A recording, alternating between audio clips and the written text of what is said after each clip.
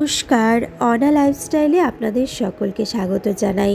আজকে আমার ব্লগের টাইটেল আর থাম্বনেল দেখে আশা করি কিছুটা হলেও আপনারা অনুমান করতে পেরেছেন যে আজকের ব্লগটা কতটা বেশি ইন্টারেস্টিং হতে চলছে। যারা নিউ মম কিংবা নিউ প্যারেন্টস তাদের জন্য তো ভীষণ হেল্পফুল, প্লাস যারা রয়েছেন ওয়ার্কিং ওম্যান, এখন না প্রচুর ওয়ার্কিং ওম্যান রয়েছে যারা ঘর থেকে কাজ করছে, ওয়ার্ক ফ্রম হোম কিংবা অফিসে যাতায়াত করা শুরু করে দিয়েছেন, তাদের বেবিদের জন্য কিন্তু এই ব্লগটা অনেক বেশি হেল্প করবে। এবং অনেকেই রয়েছেন যারা ট্রাভেলিং করতে ভালোবাসেন বেবিদের সাথে, তাদের জন্য। তো চলুন দেরি না করে এই ব্লগটা তাহলে শুরু করা যাক। আমি এখানে চাল নিয়ে নিলাম 3 কাপের মতন, আপনারা আপনাদের প্রয়োজন মতো নিতে পারেন। সাথে নিয়ে নিয়েছি 3 রকমের ডাল, যেমন মুগ ডাল, মুসুরির ডাল, আর সাথে নিয়েছি আমি অড়হরের ডাল, মানে যেটাকে তুর ডালও বলা হয়ে থাকে। তো এই সমস্ত জিনিসগুলোকে আমি ভালো করে ধুয়ে নিয়েছি, আর ধুয়ে আমি এগুলোকে ভিজিয়ে রাখলাম। আরেকটি সাইডে আমি নিয়ে নিলাম শুধুমাত্র চাল, এগুলোকে 2 ঘন্টার জন্য ভিজিয়ে রাখলাম। আর 2 ঘন্টা আগে কিন্তু ভালো করে ধুয়ে নিয়েছিলাম, এবং 2 ঘন্টা পরে এগুলোকে আমি হাত দিয়ে ভালো করে ভেতর থেকে যে নোংরাগুলো জমেছিল সেগুলো কিন্তু আর একবার ভালো করে এভাবে করে নিয়ে ধুয়ে নিলাম।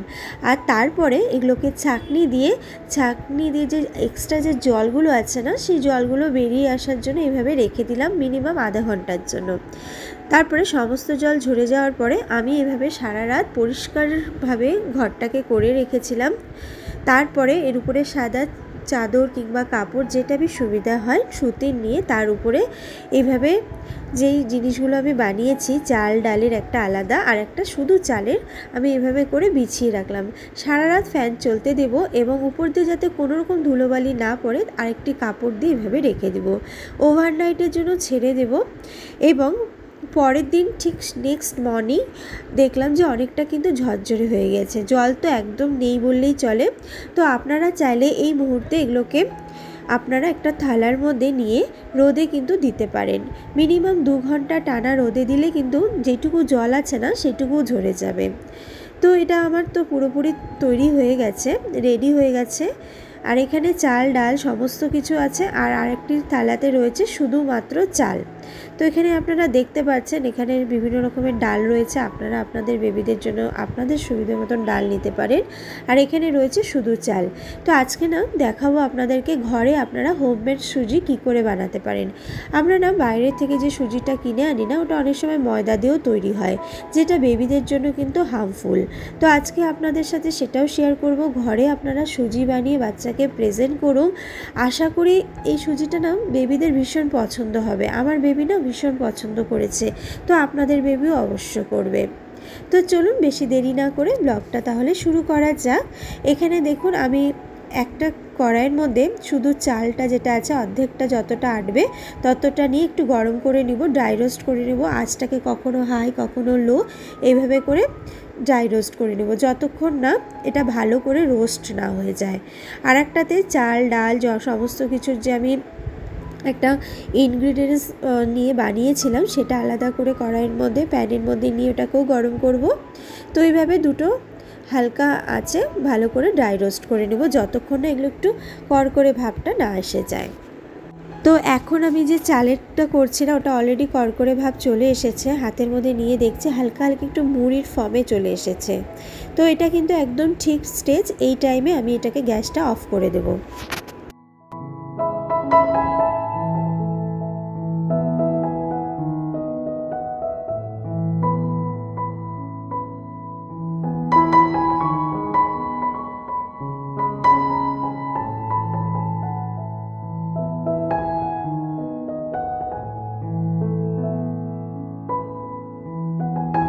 এরপর আমি খই নিয়ে নিলাম, সেটাকেও আমি হালকা ড্রাই রোস্ট করার জন্য অল্প আঁচে দিয়ে দিয়েছি। সাথে আমি এখানে প্যানের মধ্যে নিয়ে নিয়েছি দারচিনি, সামান্য একটু বাদাম, কাজু বাদাম, আর সাথে নিয়ে নিলাম কিশমিশ। এগুলোকেও হালকা ড্রাই রোস্ট করে নেব। আর যেটা খই নিয়েছি ওটাকেও হালকা ড্রাই রোস্ট করলাম, হয়ে গেছে। তারপরে আমি দিয়ে দিলাম জিরা, এটাকেও আমি হালকা ড্রাই রোস্ট করে নেব। যখন একদম শক্ত এটা কিন্তু ড্রাই রোস্ট করে যেতে হবে। সাথে আমি এখানে যেটা নিয়ে নিয়েছিলাম দারচিনি, কিশমিশ, কাজু, বাদাম সবগুলো কিন্তু অলরেডি রোস্ট হয়ে গেছে। এরপরে আমি প্যানের মধ্যে মুড়ি নিয়ে নিলাম, এটাকেও আমি হালকা ড্রাই রোস্ট করে নেব যতক্ষণ মুড়িটা একদম করকরে না হয়ে যায়। তো সমস্ত কিছু একটা থালার মধ্যে নিয়ে নিলাম, চিড়া, মুড়ি, খই। আপনারা চাইলে না এর মধ্যে মাখানাও অ্যাড করতে পারেন, কিন্তু আমি আর মাখানা অ্যাড করলাম না। আর যেসব আমি এখানে নিয়েছিলাম, যেমন এই চালের শুধু এই চালটার যে আমি এটা ভেজেছিলাম হালকা আছে, ড্রাই রোস্ট করেছিলাম, দেখুন এটা কি সুন্দর হয়ে গেছে। তো এটাও এখন তৈরি একদম পুরোপুরি। এরপরে মুড়ি যেটা আমি বানিয়েছিলাম, মুড়ি, খই, চিড়া, এটাও কিন্তু অলরেডি তৈরি হয়ে গিয়েছে। আর এটা হচ্ছে যেটা আমি সব রকম ডাল দিয়ে বানালাম, তার মধ্যে আমি একটু ফ্লেভারের জন্য আর এখানে দারচিনি অ্যাড করেছি। আপনারা চাইলে এটা কিন্তু স্কিপও করতে পারেন যদি আপনাদের বেবির বয়স 6 মাস হয়ে থাকে। 6 থেকে 1 বছরের মধ্যে হলে স্কিপ করবেন, আর যদি 6 মাসের কিংবা আপনারা চাইলে 1 বছরের উপরে যাদের বেবিদের বয়স, তারা কিন্তু অবশ্যই এটা অ্যাড করতেই পারেন, কোনো ব্যাপার না, কারণ দারচিনি কিন্তু ব্রেন ডেভেলপমেন্টের জন্য ভীষণ হেল্প করে। তো চালটাকে আমি ভালো করে মিক্সিতে পেস্ট করলাম, দেখুন যে গুঁড়ো হয়ে গেছে, এটা কিন্তু একদম সুজি হয়ে গেল। এরপরে যে খিচুড়ির জন্য আমি সমস্ত ইনগ্রিডিয়েন্টস মিলিয়ে নিয়েছিলাম, কাজু, কিশমিশ, বাদাম, তো এগুলো না বাচ্চাদের কিন্তু ভীষণ টেস্ট আনে এবং এটা কিন্তু ভীষণ প্রোটিনও আনে, এই জন্য আমি এগুলো একসাথে খিচুড়ির সাথে মিলিয়ে দিলাম। তো এটাও আমি ড্রাই রোস্ট করে নিয়েছিলাম ভালো মতন সমস্ত কিছু, এবং মিক্সিতে কিন্তু খুব সুন্দরভাবে গুঁড়ো হয়ে গেছে। গুঁড়োটা না বেশি করলাম না, এটা কিন্তু মিডিয়াম গুঁড়ো করলাম, দানা দানা যাতে থাকে। আর তারপরে আমি এখানে মুড়ি, খই, চিড়ার এটার যে মিক্সারটা ছিল সেটা নিয়ে আমি মিক্সিতে গুঁড়ো করে নিলাম। এগুলো ছাঁকনি দিয়ে অবশ্যই ছেঁকে নেওয়া উচিত, এতে এক্সট্রা যে বড় বড় দানা থাকে সেগুলো চলে যায়। তো এগুলো সমস্ত রেডি হয়ে গেল। চলুন আপনাদেরকে এবার সুজি বানিয়ে দেখাই। তো এর মধ্যে আমি গরম জল অ্যাড করলাম 1 কাপ, আর তার মধ্যে আমি 3 চামচ সুজি অ্যাড করে দিলাম। চাল দিয়ে বানিয়েছিলাম। দেখুন না 10 মিনিটও আমার মনে হয় না সময় লেগেছে, মিনিমাম 5 থেকে 7 মিনিট। আর সুজিটা কিন্তু একদম তৈরি হয়ে গেছে, আর আমি নিজেও টেস্ট করেছিলাম, ভীষণ ভালো হয়েছে। আর আমি একটু 1 চামচ ঘি দিয়ে নিলাম, ঘি দিয়ে প্যানের মধ্যে, তারপর আমি একটুখানি গোটা জিরেও দিয়ে দিয়েছি ফোড়ন। সাথে আমি যে সমস্ত ডাল, চাল, দারচিনি, বাদাম যে গুঁড়োটা করে রেখেছিলাম, তার মধ্যে আমি হলুদ আর লবণ দিয়ে দিলাম, দিয়ে আবারও একটু ড্রাই রোস্ট করে নেব। আর ওদিকে আমার সুজিটাও কিন্তু রেডি হয়ে গিয়েছে। তো এবার আপনাদেরকে বলি, এই যে সুজিটা আছে এটা কিন্তু আপনাদের বেবিদের মর্নিংয়ে রুটিন রাখতে পারেন, ইভিনিংয়েও রাখতে পারেন। আর অবশ্যই বেবিদের কিন্তু অল্টারনেটস করে করে ব্রেকফাস্ট শেয়ার করবেন, এক ব্রেকফাস্ট রেগুলার শেয়ার করবেন না, এতে কিন্তু বেবিরা বোরিং হয়ে যায়। আর এটা হয়ে গেল ইনস্ট্যান্ট খিচুড়ি। এটা আপনারা ট্রাভেল করার সময় যদি আপনাদের কেটলি থাকে ছোট ছোট টাইপের, যেটাতে আমরা বয়লিং করি, অনেক সময় জলও গরম করি, তার মধ্যেও কিন্তু আপনারা 2 চামচ 3 চামচ আপনাদের বেবিরা যতটা খায় ততটা নিয়ে আপনারা কিন্তু এটা 15-20 মিনিট হালকা আছে আপনারা ভলিউম কম করে দিয়ে কেটলির মধ্যে আপনারা কিন্তু বয়েল করতে পারেন।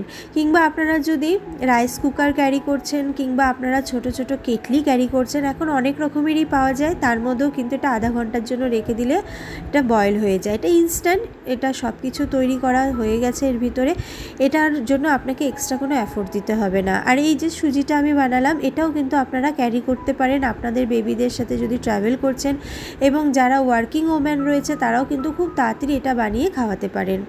তো এটা হয়ে গেল। এবার নেক্সট মর্নিং যেটা আমি মুড়ি, খই, চিড়ার বানিয়েছিলাম, এখন বাজে ঘড়িতে সকাল 10টা, আর আমার বেবি ঘুম থেকে উঠে গিয়েছে, তাই আমি সকালবেলা ওকে এই ব্রেকফাস্টটা প্রেজেন্ট করছি, যেখানে আছে স্যারেল্যাক, যেটা হোমমেড মুড়ি, খই, চিড়া দিয়ে বানিয়েছি। এর মধ্যে আপনারা চাইলে ছোলা এবং মাখানাও অ্যাড করতে পারেন। আমি এর আগে ওকে ওইসবেরও স্যারেল্যাক বানিয়ে খাইয়েছি, আপনারা যদি আমার ব্লগটা চেক করতে চান অবশ্যই করতে পারেন। কিন্তু এইবার আমি শুধু এই 3টে ইনগ্রিডিয়েন্টস দিয়েই আমি আজকের এই স্যারেল্যাকটি বানিয়েছি।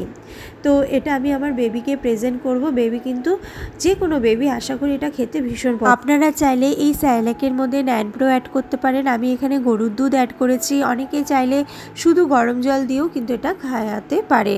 আর এর মধ্যে যদি চান যে বেবিরা একদম পছন্দ করছে না আর 1 বছরের উপরে বয়স, তাহলে আপনারা কিন্তু অবশ্যই এর মধ্যে একটু গুড়, আর আমি অনেক সময় কি করি সেটা হচ্ছে খেজুর একটুখানি ম্যাশ করে নিই। খেজুর কিন্তু ন্যাচারাল সুগার রয়েছে খেজুরে, সেটাও কিন্তু আমি অনেক সময় ম্যাশ করে খাইয়ে দিই।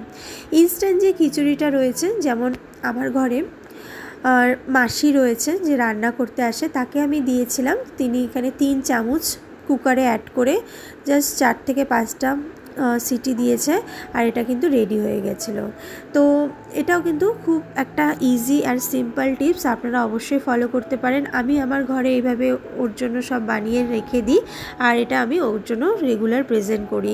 তো এটা আমার জন্য খুবই ইজি হয়ে গেছে কাজে। তো এই ব্লগটা যদি আপনাদের ভালো লাগে অবশ্যই শেয়ার করুন, ভালো লাগলে সাবস্ক্রাইব করবেন। ধন্যবাদ সকল বন্ধুদের।